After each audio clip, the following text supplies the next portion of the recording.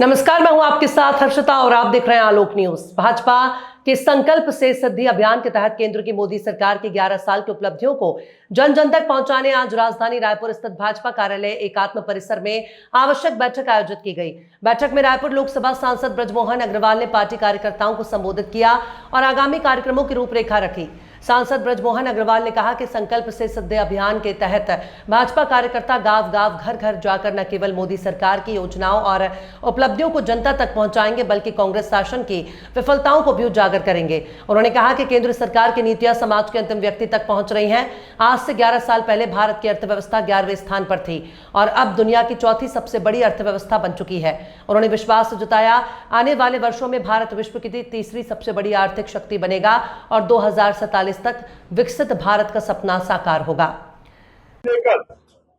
और 25 जून तक संकल्प से सिद्धि और विकसित भारत की परिकल्पना, यह अभियान चल रहा है। इस अभियान में 5 जून से लेकर 15 अगस्त तक पर्यावरण के संरक्षण के लिए वृक्षारोपण करना है। कल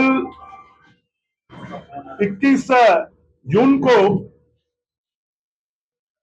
पूरे देश के, पूरे विश्व के साथ साथ छत्तीसगढ़ में भी हर जिले में, हर ब्लॉक में और हर गांव में योग दिवस मनाने के लिए, क्योंकि ये भारत की बहुत बड़ी उपलब्धि है कि अगर यूएनओ में प्रस्ताव किसी ने रखा तो भारत ने रखा, पूरे विश्व ने इसको स्वीकार किया। योग हमारे वेद, पुराण, ऋषि, मुनि, महात्मा और हम ये कहेंगे तो भगवान के द्वारा अपनाया गया योग है, जो लोगों के जीवन में सुख, समृद्धि, शांति और स्वास्थ्य को देता है और इसके माध्यम से बड़ी सिद्धि प्राप्त की जा सकती है। और इसलिए पूरे छत्तीसगढ़ में व्यापक पैमाने पर योग दिवस मनाया जाएगा। 23 जून को भारतीय जनता पार्टी, इसके पहले जनसंघ के संस्थापक श्यामा प्रसाद मुखर्जी जी का बलिदान दिवस है। आज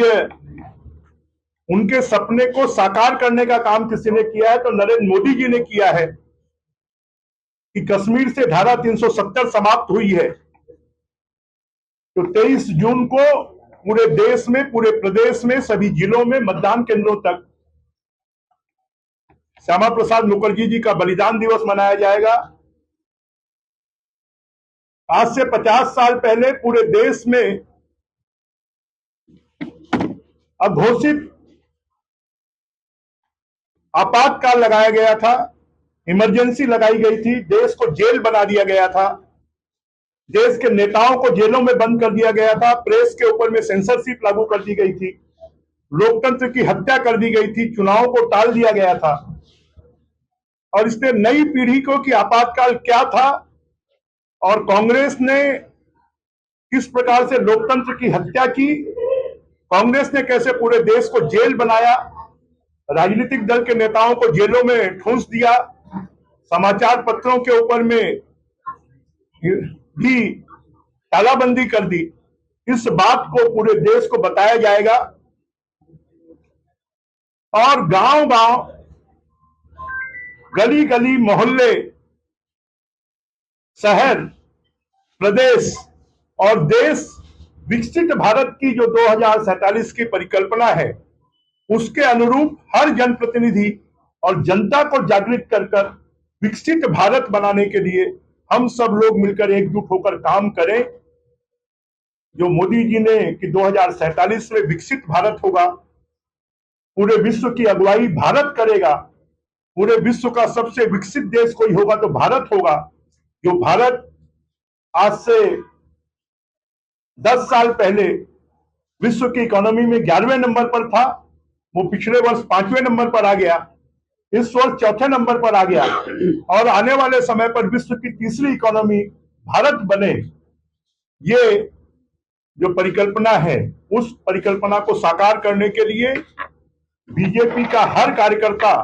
जनता को साथ में लेकर काम करे और 1951 में जनसंघ की स्थापना से राजनीतिक दल बनाकर जो संकल्प लिया गया था, उस संकल्प को पूरा करने का काम, चाहे धारा 370 समाप्त करने की बात हो, चाहे अयोध्या में राम मंदिर बनाने की बात हो, चाहे सामरिक रूप से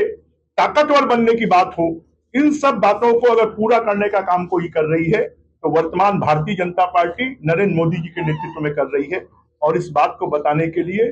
पूरे देश में और पूरे प्रदेश में अभियान